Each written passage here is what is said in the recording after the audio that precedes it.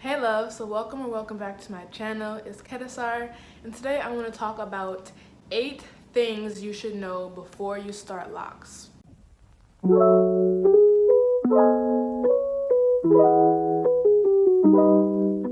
So the first thing I think you should know, well, it's not really in order, but one thing you should know is that the length of your hair will decrease when you start locks. Doesn't matter how far down it's stretched to, you will lose a significant amount of length when you start locks. I'm gonna insert a picture of how long my hair was before I started my locks, and as you can see, this is where my hair is at now. It's it's a little past my neck because I have curls in right now. It goes to like right here or so, but think about how long it was before, probably down here, and now it's all the way up here. So that's just part of the game. You lose a lot of your length when you start locks, and in my opinion, you kind of learn to appreciate your hair for just being your hair despite the length it's at. Like, I think oftentimes as loose naturals we tend to overemphasize length and growing our hair, but it's like, I don't know, I don't think it matters as much. And that's at least one thing that my locks taught me. Like, all that length that my hair stretched down to, it's not like my hair was ever truly that long, because it's my hair's nature to shrink up, and that's exactly what your hair does when you lock it up. Another thing to know before you start locks is that the size of your locks will increase. So when you first install your locks, those starter locks, the size of your starter locks will be smaller than the size of your mature locks, or even your semi-mature locks like mine. It'll get thicker, it'll increase, because as it's locking, it expands. So that's one thing to know when you're installing it. Have an idea of how thick you want your locks and make your starter locks a little thinner than that so it can increase to that size. The third thing to know before you start your locks is that locks are very versatile and you can do a lot with them, but you can't do as much when they're really short. So if your hair is like this long, if your locks are like this long or this long, you can't do a whole lot, like put it up into ponytails. Even my hair, I can't do a whole lot with. I can do quite a bit, but once your hair gets longer and longer, you can do more and more with it, and you can experience the versatility that locks bring. But when you have like super small locks, it may be a little monotony for you. So if that's something you don't want, wait till your locks grow longer, or wait till your hair grows longer before you lock it up. The fourth thing to know is that you do not need to worry about how fast your hair is locking, because it will lock up. I promise you, if you have African American hair, your hair will lock up. Okay, that's all I'm speaking for right now, because our hair naturally, if you don't do anything to it, our hair naturally locks. Period. That's just how it does. So you don't have to try and make it lock. It will lock, okay? And I promise you, the time goes by so fast. I'm already 2 months away from a year locked. Less than 2 months, and it's just like, I feel like I just started it last month, but I didn't, and it's like, time has flown really fast. So your hair will lock. Don't worry, there's a couple strategies you could do to make it lock faster, and if you want me to make a video, I will, but just know your hair will lock. Don't stress.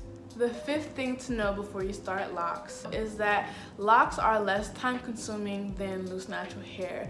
I save so much time now compared to when I had loose natural hair, like in my wash days. Wash days were literally, I don't want to say a nightmare, but just, it took the entire day, you know? If I'm washing my hair that day, I can't schedule anything else for the day. I gotta pre-poo, I gotta deep condition, I gotta do the shampoo, I gotta detangle. Detangle, you know how long that would take me? And then actually style. So doing all that in one day was like, whew. It was just a whole lot, honestly. And it still takes time, but it doesn't take nearly as much time as it did before to do my hair, and I love that so much. And I love how I don't have to constantly change it every day. Not that I had to before, but if it were in like a puff, I'd have to re-puff it out and all that other stuff. I could just wake up, usually my hair looks fine even when I just wake up, and if it doesn't, just spray it a little bit, keep it moving. The sixth thing to know before you start your locks is it still requires upkeep and maintenance. Just because it may be faster than when you had loose natural hair, for most people at least, it still requires work. You can't just block your hair and do nothing. You still have to wash it frequently, okay? You can't just leave it to be on its own completely. You want to wash it frequently. If you're not doing freeform, you want to retwist it. And even if you are doing semi-freeform, you kind of still want to separate it out so the hair can go into the right direction. You know, you still have things you need to do. You have to moisturize it, spray it, oil it, stuff like that. You still have to take care of it. So it may be less work in my opinion, but it still takes work. But it's totally worth it. The seventh thing to know is that it is easy to attract lint when you have locks in your hair.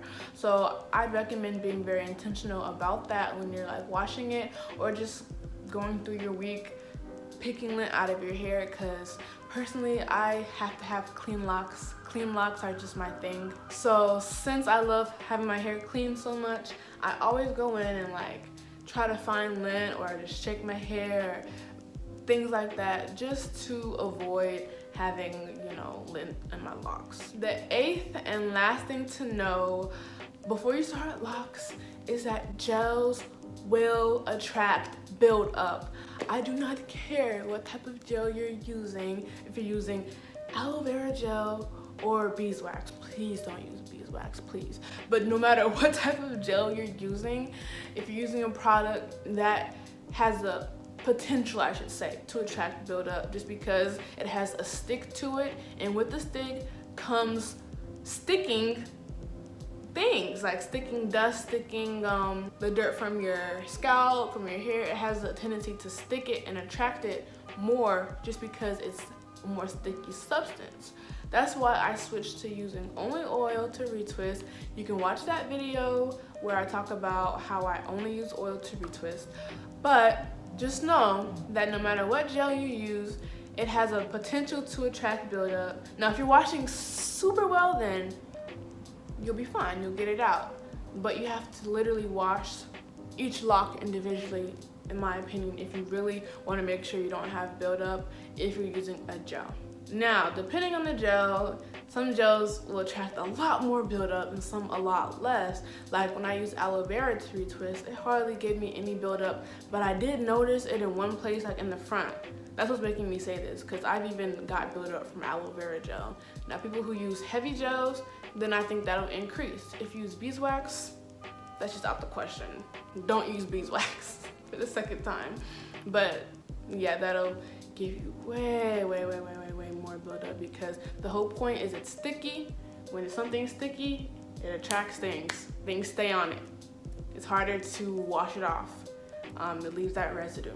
So just know that when you're having your locks, I know a lot of people don't want buildup in their locks. They don't want the look where it's like white spots or gray spots throughout your locks because there's dirt and stuff in there. So just a little tip.